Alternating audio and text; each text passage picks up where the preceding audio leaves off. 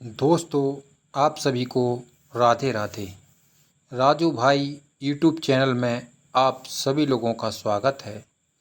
दोस्तों, बहुत ही ज्ञानवर्धक कहानी है। इस कहानी को आप अंत तक ज़रूर सुनें। हमारी कहानी आप लोगों को अच्छी लगे तो अपने दोस्तों के साथ शेयर करें और कमेंट में हर हर महादेव ज़रूर लिखें। आइए कहानी को शुरू करते हैं। बहुत समय पहले की बात है। एक गांव में एक माँ और उनके 3 बेटे रहते थे। माँ ने 3 भैंसें भी पाल रखी थीं। एक दिन माँ ने अपनी तीनों बहुओं को बुलाया और बहुओं से कहा कि मैं कुछ दिनों के लिए बाहर जा रही हूँ। तुम सब लोग भैंसों का ध्यान रखना और मैं कुछ ही दिनों में वापस आ जाऊंगी। और फिर जाते समय माँ कहने लगी, आकर देखूंगी कि किसने कितना घी जोड़ा है। माँ की बातों को सुनकर दोनों बहुएं कहने लगीं कि जाते जाते भी ज्ञान देकर जा रही है। और सासू माँ जानती थी कि मेरी छोटी बहू पर तो कुछ काम करना आता ही नहीं, अपना और भैंस का ध्यान कैसे रखेगी। और फिर दोनों बहुएं सोचने लगीं कि माँ जी के आने पर छोटी बहू को तो डांट लगेगी। और फिर छोटी बहू ने क्या काम किया, एक बेलपत्र के पेड़ के नीचे आधा दूध चढ़ाने लगी। और फिर छोटी बहू ने सासू माँ आने की खबर सुनी। तब वह छोटी बहू बेलपत्र के पेड़ के नीचे जाकर बैठ गई और फिर बेलपत्र के पेड़ से कहने लगी कि मेरी सासू माँ आ रही है, अब मैं क्या करूं।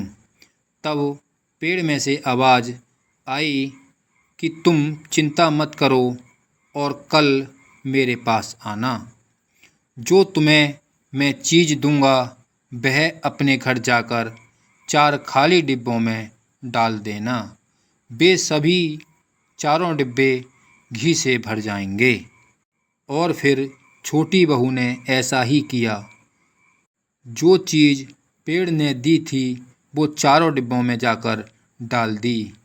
चीज़ डालते ही चारों डिब्बे घी से भर गए।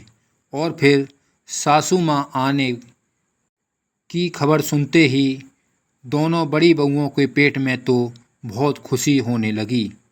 और कुछ देर बाद सासू माँ अपने घर आ गई और फिर बहुओं से कहने लगी कि अपना अपना घी दिखाओ।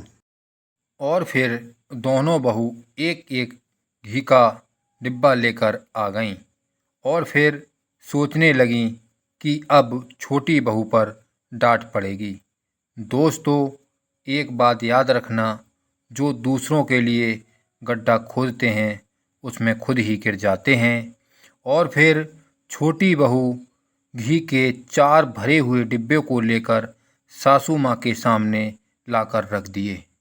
ये देखकर दोनों बहू चौंक गईं और सोचने लगीं कि इस पर तो कोई काम आता नहीं, पर ये कैसे हो गया।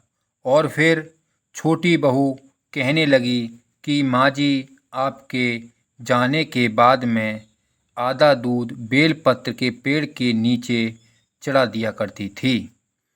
सब ये पेड़ की ही कृपा है।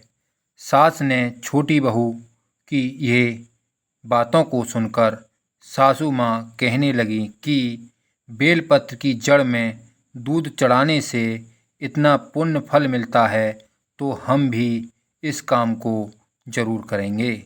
और फिर छोटी बहू कहने लगी कि हे पेड़ महाराज, तुमने जैसे मेरी लाज रखी ऐसे ही सबकी लाज रखना। दोस्तों, आशा करते हैं कि यह कहानी आपको अच्छी लगी होगी। इसी तरह की ज्ञानवर्धक कहानियों को सुनने के लिए राजू भाई यूट्यूब चैनल से जुड़े रहें।